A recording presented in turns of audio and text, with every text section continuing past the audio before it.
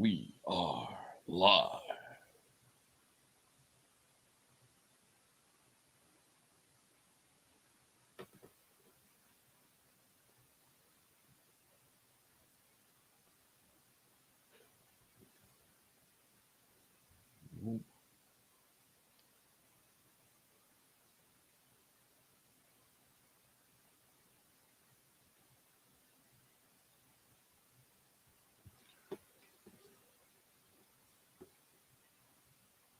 There you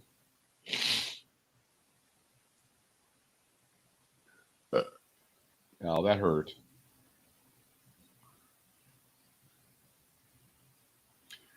All right. Ready when you are. That was smooth as you know what. The other side of the pillow? No, it's cool. Sorry.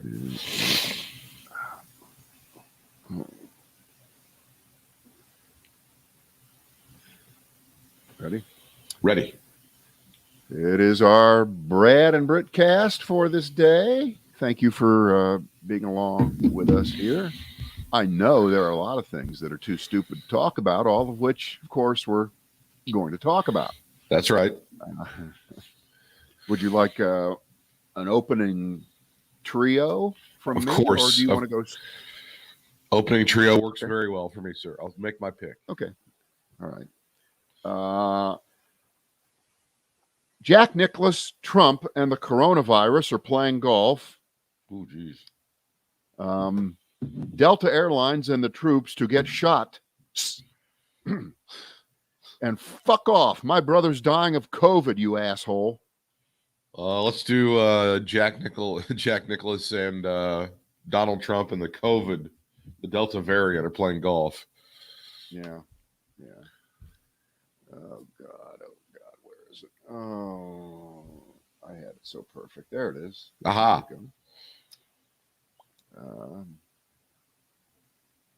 And this kind of got lost because things were running so fast and furious back last fall. But Jack Nicklaus endorsed Trump ahead of the election, and he did it via being requested by Mike Pence because Trump, and it's always interesting when there are stories about Trump where suddenly something becomes impolite, over the line, too obnoxious, not very classy. So he thought it was too obnoxious to directly ask Jack Nicklaus to endorse him. So he sent in Mike Pence for this important job, as all vice presidents occasionally must do.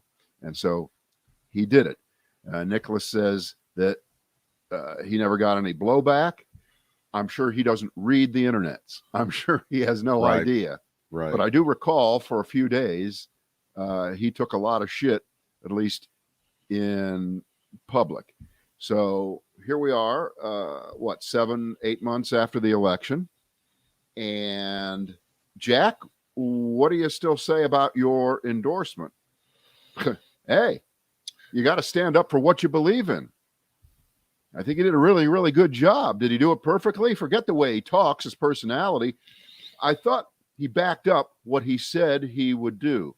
Now, Jack is 81, okay? Right. But I'm not going to give him the he's 81 so he doesn't know what he's saying pass, because I've heard him speak. He's perfectly lucid. He knew exactly what he was saying when he said, let's say it one more time. I think Trump did a really, really good job. Did he do it perfectly? Okay, by the way, not the standard for any president, but okay. Forget the way he talks and his personality. Again, not the most important thing about a president, even his personality. You could be Casper Milquetoast and be a good president. I thought he backed up what he said he would do. For Jack Nicklaus, hero, icon, best there ever was, never going to get passed by anybody in terms of majors. Forget Tiger Woods. Tiger Woods is done. It's over. Never. For him to be this disengaged from the reality of, now, of course, the fact that Jack Nicklaus had a business relationship with Trump and a bunch of golf courses, I guess, Nicholas designed for Trump. Jack, you're 81. You're fucking 81. Okay? It's not about the money anymore.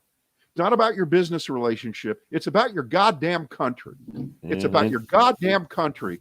And to ignore what Donald Trump has done to this country and has set off for the next 100 years, who knows? We'll all be dead.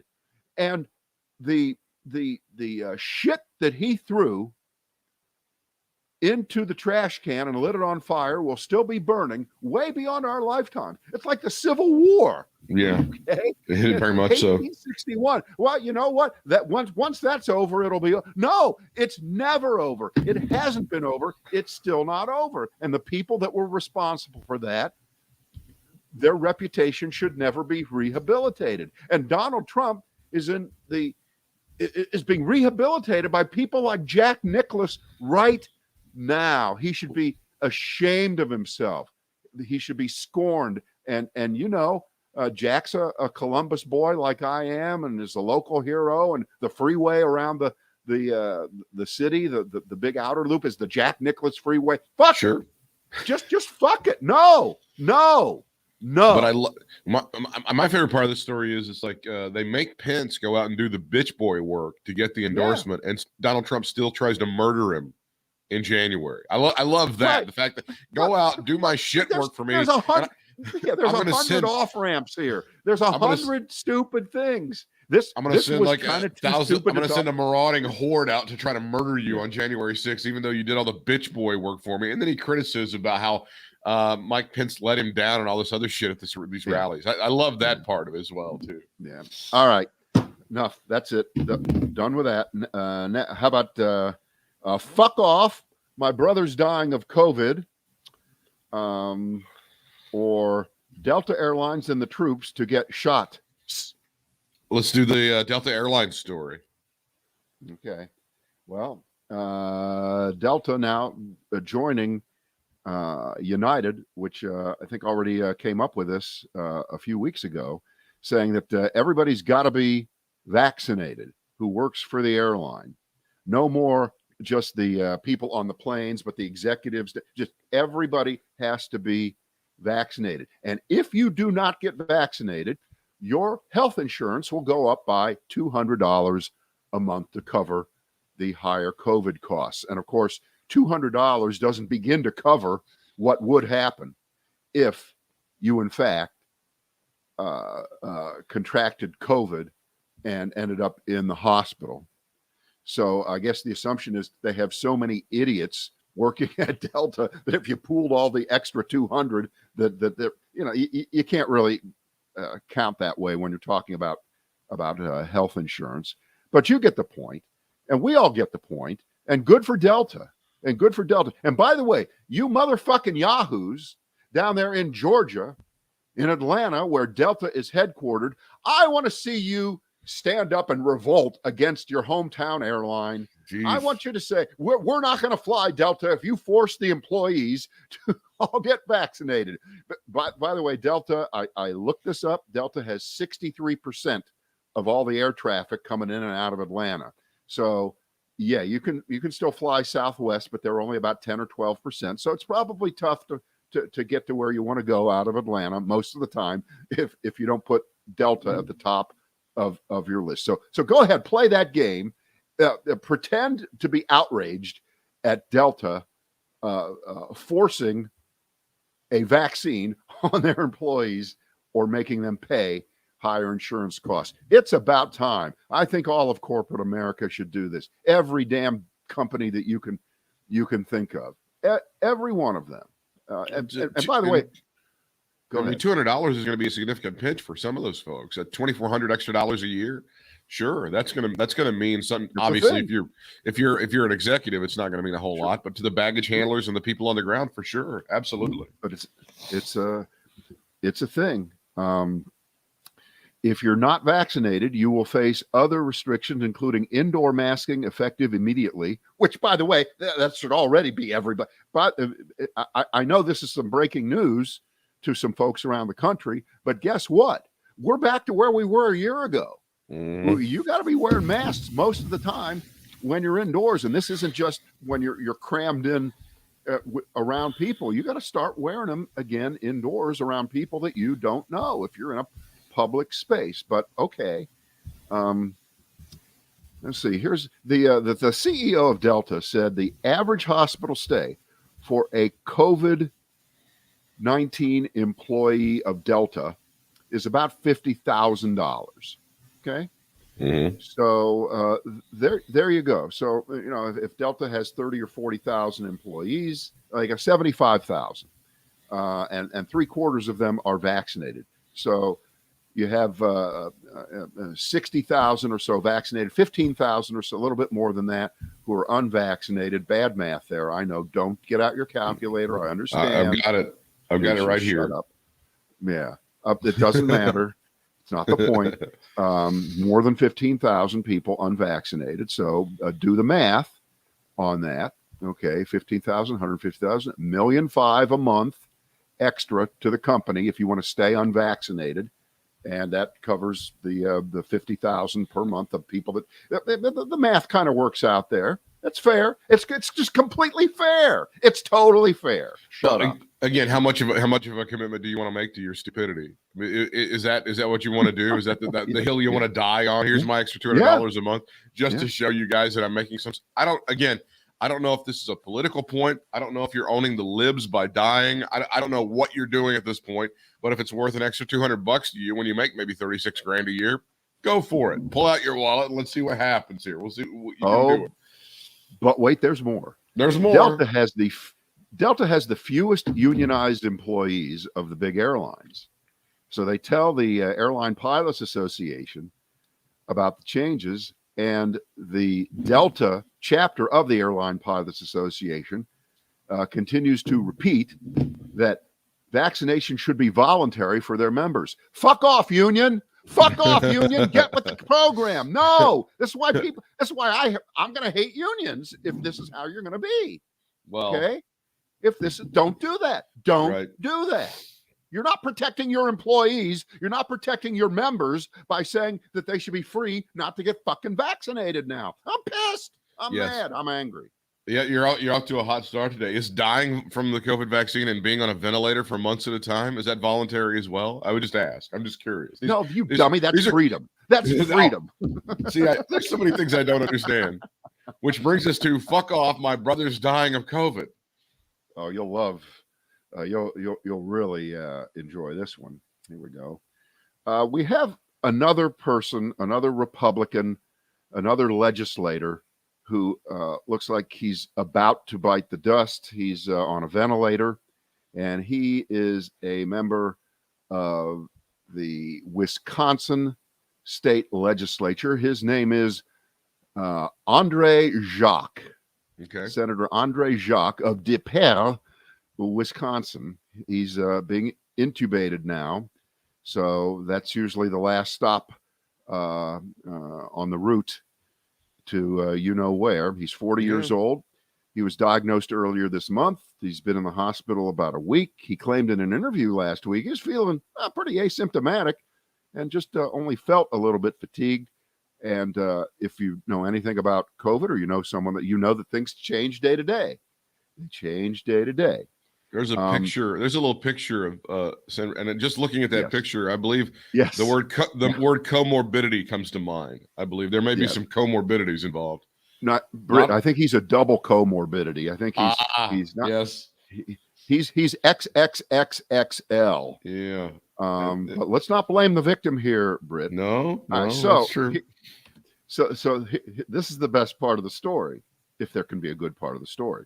So another Republican representative in the legislature, whose name is Shay Sortwell, sent out a tweet that said, I have 10,000 followers, mostly here in Wisconsin.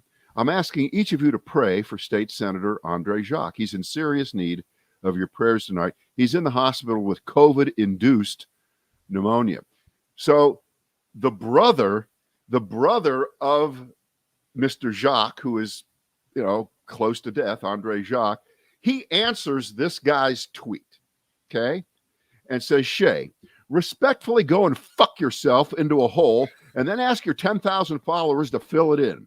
My brother needs prayers. He's in pretty tough shape. You probably know that better than me. My family isn't giving me much information because they're afraid I'll spill the beans and tell the truth. They're brainwashed by alternative facts. So now I don't speak for them, but between you, me, and all of our assorted, quote, followers, I'm praying that you shut the hell up and fuck off. Go get the vaccine, or at least be honest and let your flock know that the choice that they're making is between effective, scientifically backed preventive medicine or choking on a ventilator while their friends and colleagues hide their condition and some insufferable penis-looking fuckstick uses their... I can't see the bottom, but I think we get the point. Well, the key to that whole statement was the word respectfully. And I think that's what happened. Everything after that was done with a great deal of respect and tenor. So I think that it makes it okay. Oh, wait, I was able to click on it and find there you go, get it. Okay. Colleagues hide their condition. Insufferable penis-looking fuckstick uses their name to beg for prayers and MAGA points.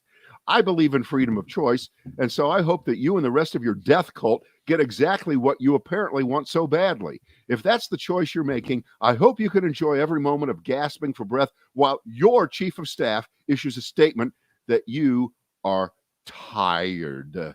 Okay.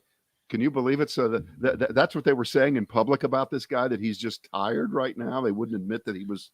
Well, the guy we talked about yesterday, the guy in upstate South Carolina, his name was Presley Stutz. He just said, I'm going to go on this ventilator and I'll rest up and I'll be back and raring quicker than ever. That was the Phil Valentine approach too. Hey, the haters, you're going to fucking hate it when I get out of here and shove it up your ass. They've forgotten that was the immediate statement from Phil Valentine when it was announced that he had COVID was, I'm sorry to tell the haters I'm still alive. Well, guess what? To all the haters and anybody else, you're dead now, Phil. So it doesn't, none of that really, I still, the steamrolling of Republican voters right now is just remarkable. And there's just nobody out there going, hey, a lot of these people that are dying, if we'd like to win an election, it'd be nice if we had some voters out there in 2022 and 2024, because they're dropping like flies for Republicans right now. But nobody's even going to say that. If you want to vote for Donald Trump in 2024, I know maybe go get the shot.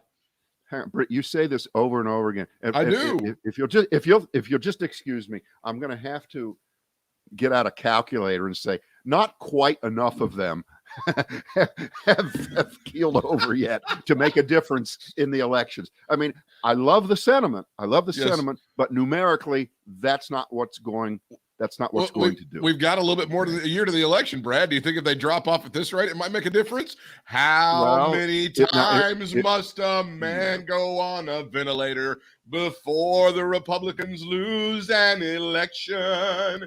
I mean, it's unbelievable what's going on, and nobody's talking about that. As far as it just seems to be, it's our guys that are dropping. Is anybody noticing that? Because we're the ones that are putting out the bullshit, and they're buying it. That was an inevitability. It had to be that way. It really did the other way. That's one of those things that was going to.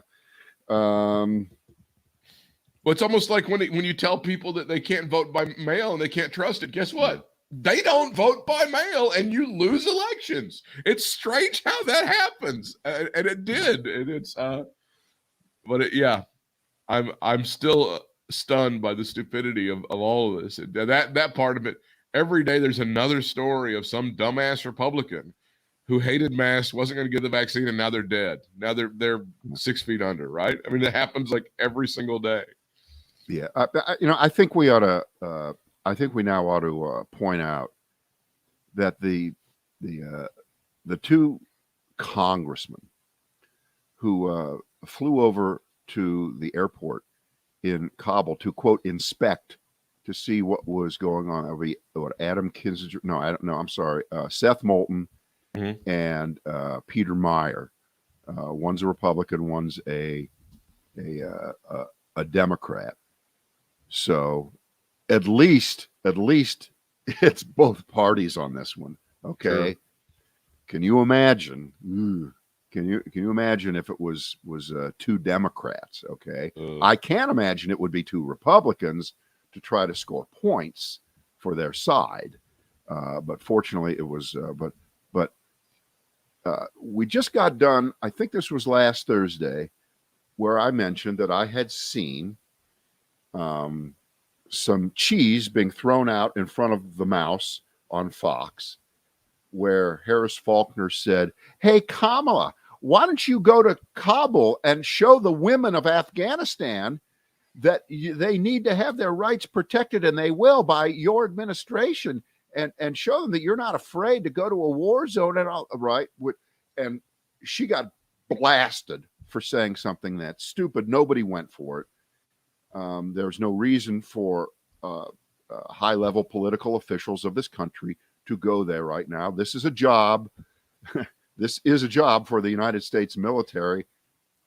That's the beginning and the end of the qualifications right now for what's going on. And of course, anytime a famous person, a celebrity or a politician goes, you got to protect them. You got to devote resources, and right. You got to move them away from what the actual job is. So there's no defend. It was just plain stupid. It was just plain stupid. Like, you're going to learn so much more in person. There's so much more in person about what's going on. You're going to go out into the countryside and talk to the people? What are you going to do? Right. No, it's really great here. The Taliban's doing a hell of a job. We're looking forward to them moving it. Yeah. What were you going to learn exactly? That is a great question. Right. To quote the guy that fired me at Rock 92 on the morning that he was really getting mad at me, and they were already going to fire me anyway. Anyway, he called me up and said, "What are you doing? What are you doing? What are you doing?" That's how the story is being played. The AP version of it. The administration is angry at Senators, or rather Congressman Moulton and Meyer. They flew in and out on charter aircraft and were on the ground at the Kabul airport for several hours on Tuesday. That led officials to complain they could be taking seats that would have otherwise gone to other Americans or Afghans fleeing the country. But the congressman said in a joint statement they made sure to leave on a flight with empty seats. So no problem. That's their deal. Hold it. Wait a minute. Wait, you couldn't even put a few people on your plane coming back? You had to come back with empty seats? That's worse. As members of Congress, is that the best you got? That is. Oh. As members of Congress, we have a duty to provide oversight on the executive branch. We conducted this visit in secret, speaking with it only after our departure to minimize risk and disruption to the people on the ground, and because we were there to gather information, not grandstand, Brad. That's what they said in a joint statement. Oh, God, please. 3 officials familiar with the flight said the State Department, Defense Department, and White House officials were furious about the incident because it was done without coordination with diplomats or military commanders directing the evacuation. So these 2 yahoos go over there, and now they're saying, "I don't understand. What's the problem? What are you guys upset about? Everything was great, and we gathered some key information that's going to inform our decision going forward." Yeah, I'd love to hear that. What's going to be that key information there? What are you learning that the rest of the world doesn't know? Oh, stop it. Again, I think this whole podcast we need to relabel this "Too Stupid to Talk About." It is too stupid to talk. That is it. It's true. That's just boneheaded shit. What are you thinking? Hey, there's a reason why it wasn't coordinated with the State Department, because if you did that, they would have told you ain't going. Right. They would have said, "No fucking way." Military commanders would have been like, "Yeah, I guess we can break off some troops over there to help from the people who were being, I don't know, killed. Yeah, we'd be happy to help you yahoos out so you can not grandstand. That'll be fine." January 6th. I got some breaking news here. Sure, on a podcast. That's good. They're going to execute Dylan Roof. Oh, really? Yeah. He's the guy that shot 9 people, all black, in South Carolina in 2015. Yeah. Can we? I kind of would like for him to get coughed on and go on a ventilator for about 6 weeks. If we could make that happen, that would be a happy thing for me. But well, how about not putting him on a ventilator? Okay. oh, sorry, dude. You're just gonna have to choke to death. That's so unfortunate. Yeah. There's no reason to prolong it.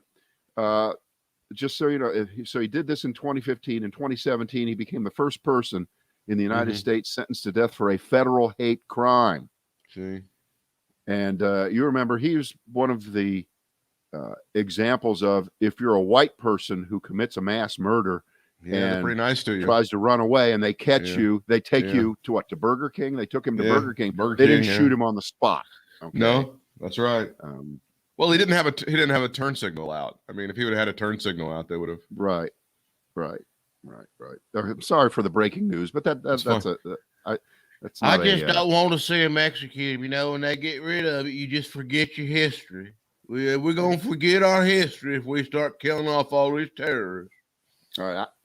I've got other things that are too stupid to talk about. If hit me with a couple more of those. I need a couple more of those. Are too stupid to talk about. Is Dylan Roof going to be allowed to have like a Confederate flag casket? Who knows? Stay tuned. South Carolina knows best. We'll set up a polling question on that one. And if he's cremated, will the urn be like a Robert E. Lee urn? That's what I would like to get for that asshole.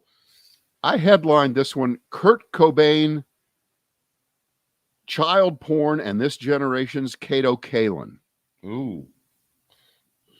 You up on this story? No, go for it. All right. You remember the Nirvana album Nevermind that had the little baby? I do know this story. It's a great story. Okay. Let me read it, and then you can read it over again in another version. That's how we do it. That's how it works. Right. That's one of the most recognizable album covers of really kind of all time. So it's a baby in the water, and there's a dollar bill or something floating in front of him. Right. So now the guy who was the baby at the time is suing. And this picture was shot by, I guess, a family friend and who was a photographer. And so the charge is that the picture makes the baby look like a sex worker. That's what they're saying in court. That's what they're saying in court. These guys watching, they say that's that the picture. Yes, the image lasciviously displays Spencer Eldon, that's the guy's name. It displays his genitals from the time he was an infant to the present day. They're saying, okay, because you can still see it. So he's however old he is. What is he? He's 30 35 now, something like that, right?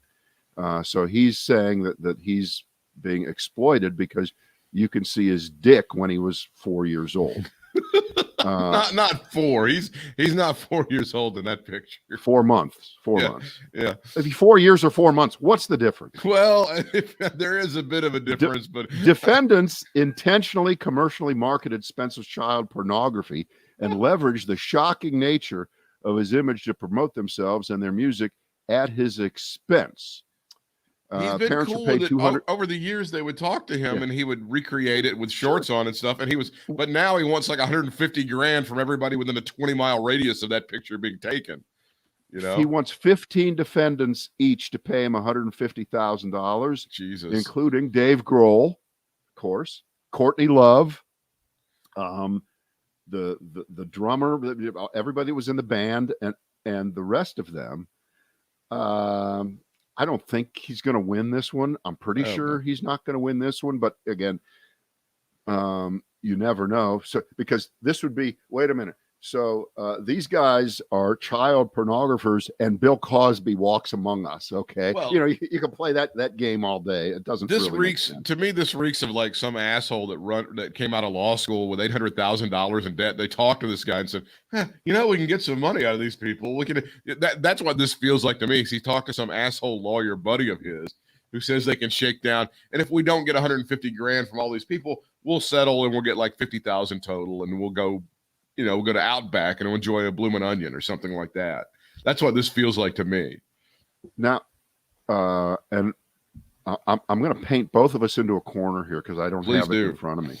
But there's that famous picture that was taken of the little girl with the house blowing up behind her. You know what I'm talking about? Yeah. And there has not been a similar attempt, I don't think, by this girl who's an adult now also to cash in on that or sue people over it. Nothing like this. This one, he's making the claim. Here's the claim. The claim is at its essence that this album would have never sold. Nobody would have bought it. Nobody would have cared about it, because back in 1981, people still cared about album covers. 91. And as you know, you only would buy an album because of the artwork on the front. The music had nothing whatsoever to do with it, right? See, that's why we're better off now, because nobody gives a shit about artwork, and you don't go buy a CD or an album with, and it's just the music that shines through, Brad, and that's why 21st century rules. It is iconic. But I mean, honestly, I don't even see how this passes the laugh test. I don't even see how you go to court and you go, people have judged this guy as some sort of sex worker as 29 or 30 or 32 years old, and he's lost out on jobs, relationships, and he's now bankrupt because they saw his penis when he was 4 months old. I don't even know how you make that argument, which is what they seem to be making, right? Well, wait, I've got it, and I'm not a lawyer, and I can't fashion legal arguments, but maybe they're going to make the case that this picture is equivalent to going back in time, say with the guy who just got tossed from being the host of Jeopardy, Mike Richards, and looking at old tweets, looking at old pictures, listening to old podcasts. And this is the same thing. This has done to him now what is done to these. Now, keep in mind, number one, this was a completely innocent moment at the time, the people who did it. I mean, again, it's a stupid analogy, but there's a lawyer there ready to match up that kind of thinking. Absolutely, out there somewhere. And might do that he is equally, but I don't know. All right. Exploited as a sex worker. I love that. That's fantastic. Yeah. Way to go so far over the top that you are going to get thrown out. You're going to get tossed. As a sex worker. In slightly, wait a minute. Do you have another one too stupid to talk about? No, I do, but you go. You might even pick the one that I was gonna do. No, I was gonna be substance boy today, because we do have some news on the January 6th Commission. The Secret Service, Politico, highlighting this story that the Secret Service did warn the Capitol Police about violence threats a day before January the 6th. It is clear that there were certain threats that were made that were either ignored, or perhaps the Capitol Police went, "Oh, that's great, but we don't have the resources," and they didn't reach out to get more resources. That seems to be positive. The other January 6th story that's being highlighted is CNN says the House committee is seeking a lot of documents from places like the Justice Department and many other agencies. So they're really going to go in for a deep dive, which is why the Republicans are going to make the case next year that we have to kill this shit off and get Republicans back in charge of the House and of Congress so that we can stop this shit. Right. Yeah. What makes a better case for Republican control of the legislature than those two stories? Right. There are several things that can be true at the same time, and I think there's sort of a consensus here, and this just adds to the weight of the evidence that a lot of people saw this coming. A lot of people warned those in charge that it was coming. People warned the Capitol Police that it was coming, but it probably had reached some level of, but what are we supposed to do? Nothing's really what are they going to do? Try to invade the building and take it over? I mean, they're not going to do that. And so nobody could believe it. So that combination, that deadly combination of failure of imagination. There's that phrase again. There's that phrase that comes up from time to time. Right. I invented that, but I was the first one to say that. Yeah. Well, it's interesting when you use that, because it's most associated with the 9/11, obviously, investigation. And as it turns out, terrorists had used planes not to run into buildings, but before to do some other terrorist acts. And they go, well, it was a true failure of imagination, because you could have actually extrapolated that somebody would use a plane to do some bad shit. So it is interesting. That's a good phrase. And I would think that failure of imagination, that phrase was used in 1942 when they were investigating Pearl Harbor, because they didn't. But I've heard this. I'm not sure. I think it's true. They didn't just let that one go, did they? No, they didn't. Okay. No, nobody ever tried to tar and feather FDR with like, no, there's no way. Right. And there, no military action was taken in response to what happened on December 7th, 1940, right? We just let it go. Yeah, we moved on. We let that go. Just got over it. Let that go. We're still occupying Germany. How about that? Oh, sorry. Right. We occupy Germany. Right.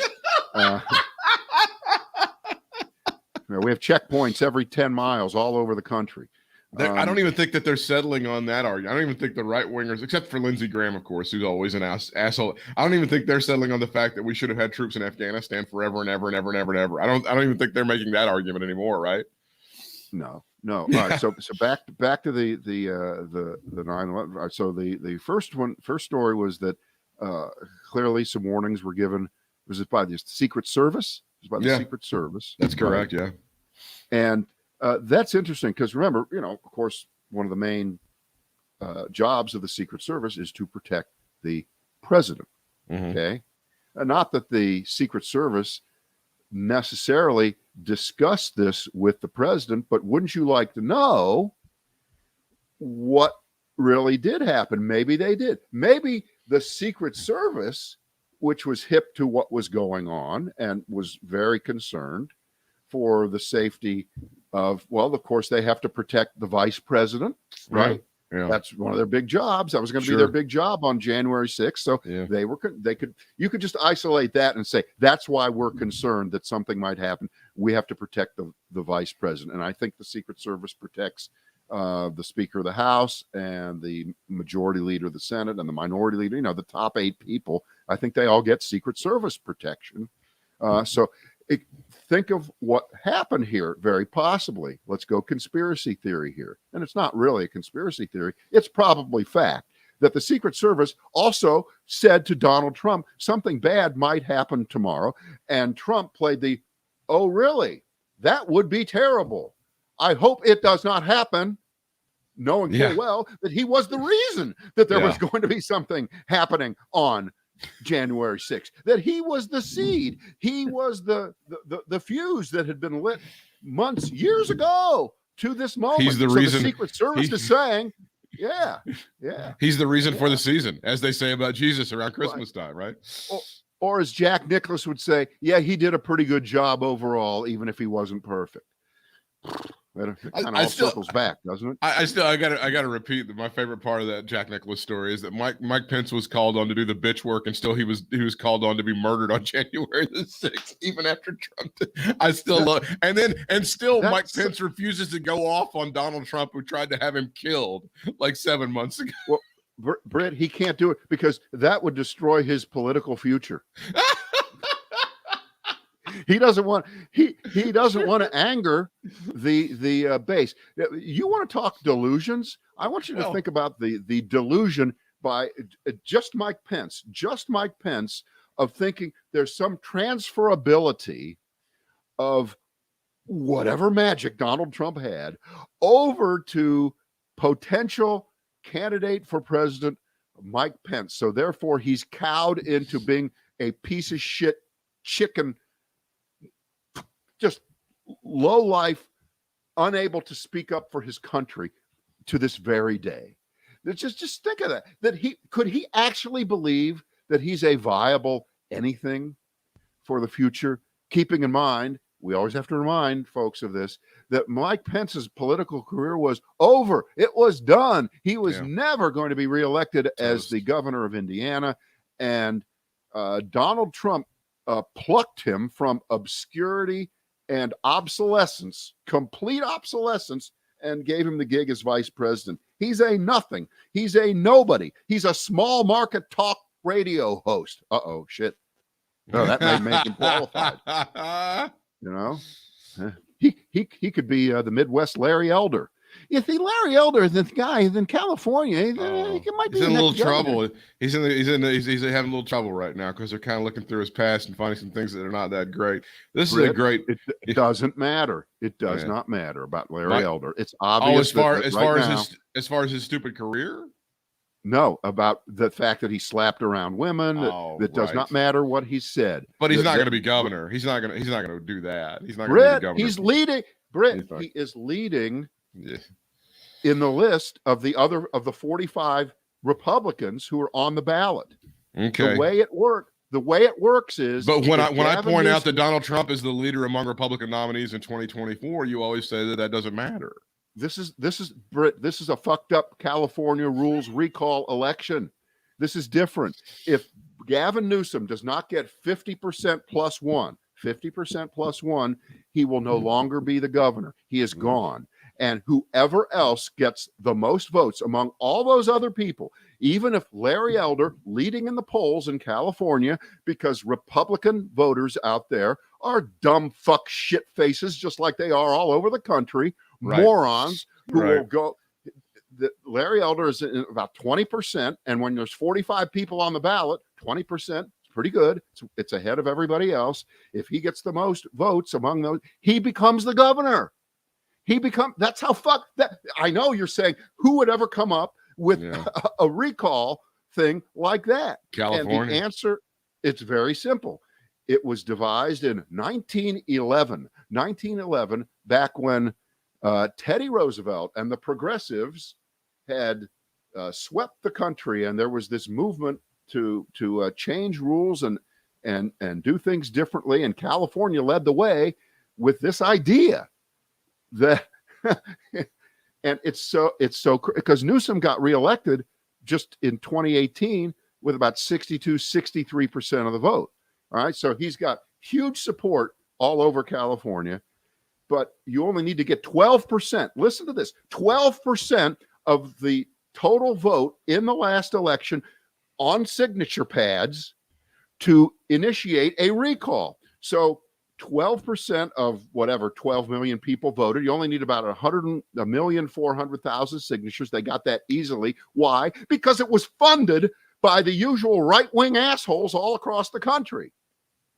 God.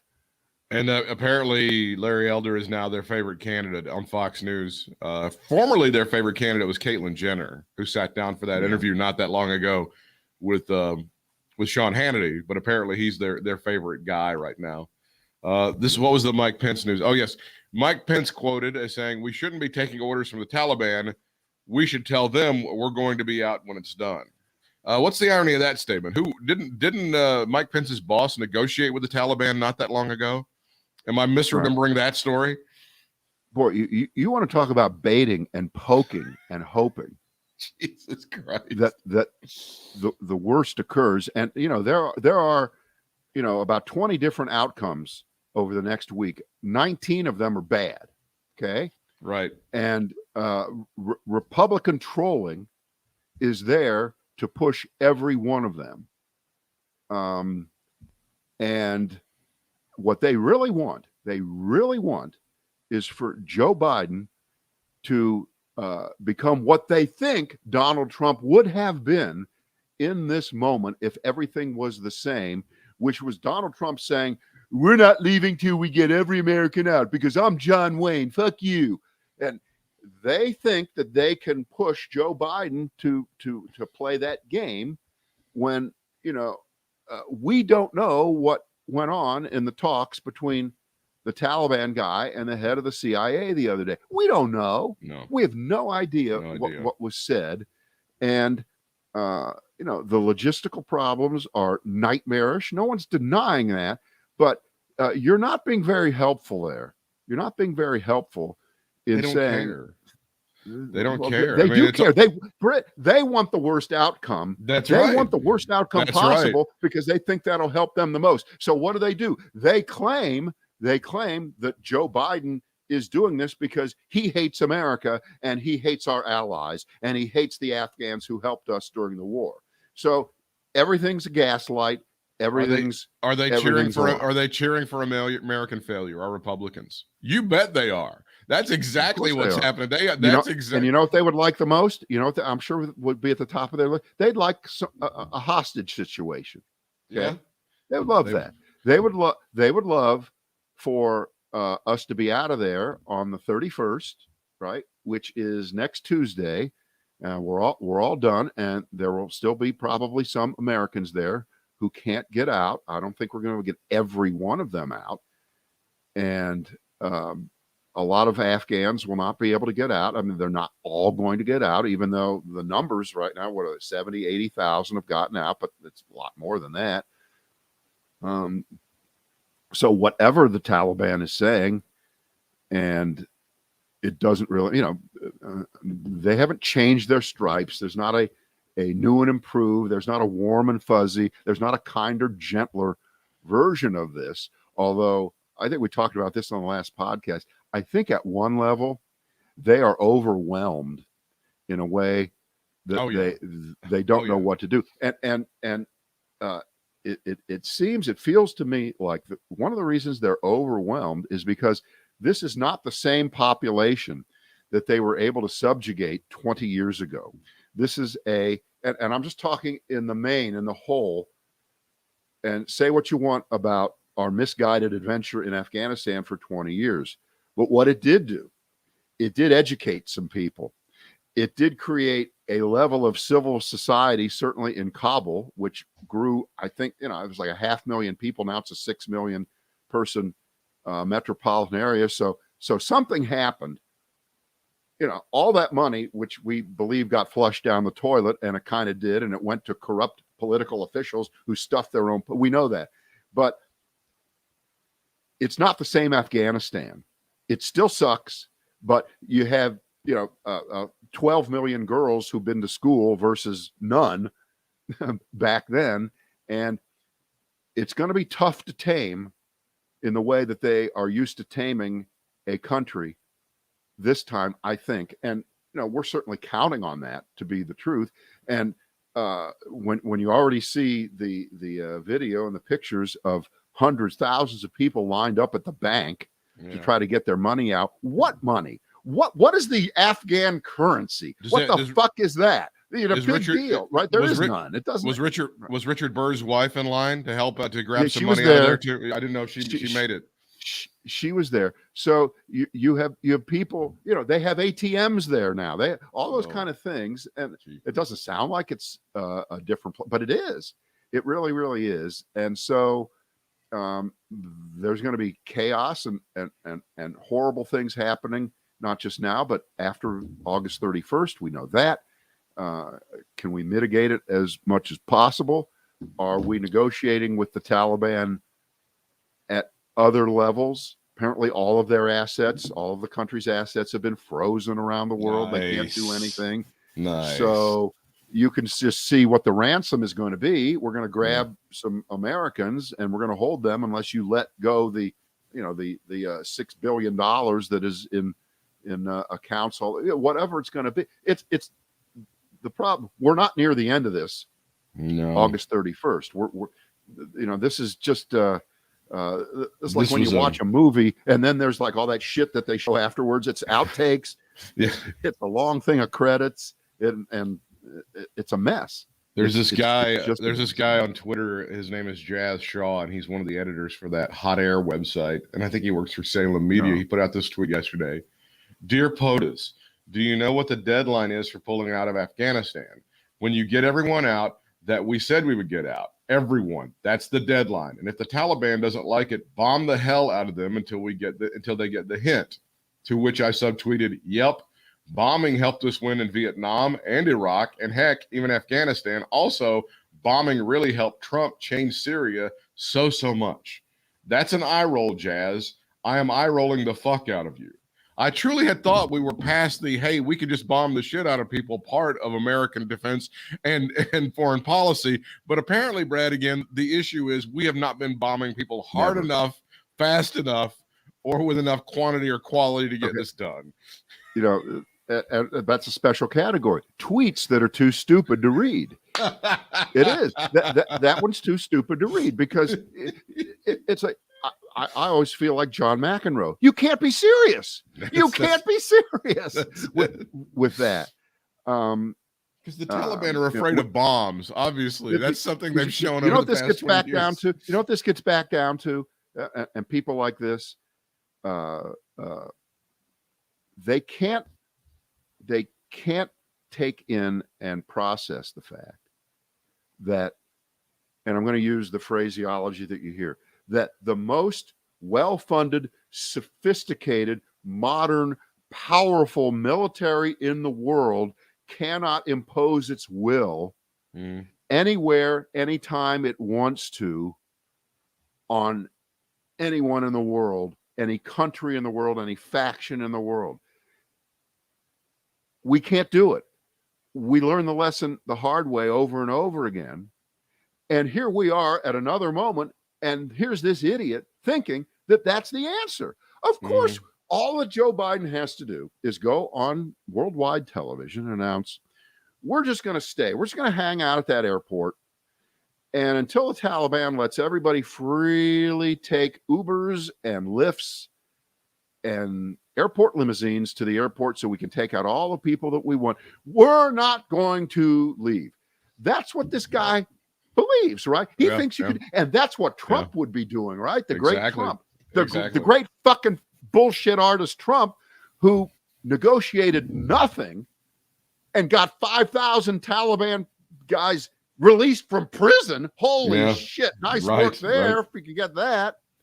And he could have gradually brought people out over a series of months. If you think that would have been the right way to do it. And there's an argument that if we would have been more gradual and tried to be a little more subtle about it and have nobody notice that we were emptying the country of their best and brightest and the people that helped us, if we could have done that over a 6 to 8 month period while Trump had negotiated this deal, why didn't he do that? Exactly. Why didn't he do that? And they wouldn't let him. The Democrats wouldn't let him, Brad. They tied his hands. Exactly. Of course. That we got to end it with that one because that's perfect. This is all Nancy Pelosi's fault. You won't talk about it. It's Nancy Pelosi's fault 100%. That's too stupid to try to add anything on to it. We will, January the 6th and what's going on in Afghanistan, totally Nancy Pelosi's fault. We'll see you on Thursday. Absolutely.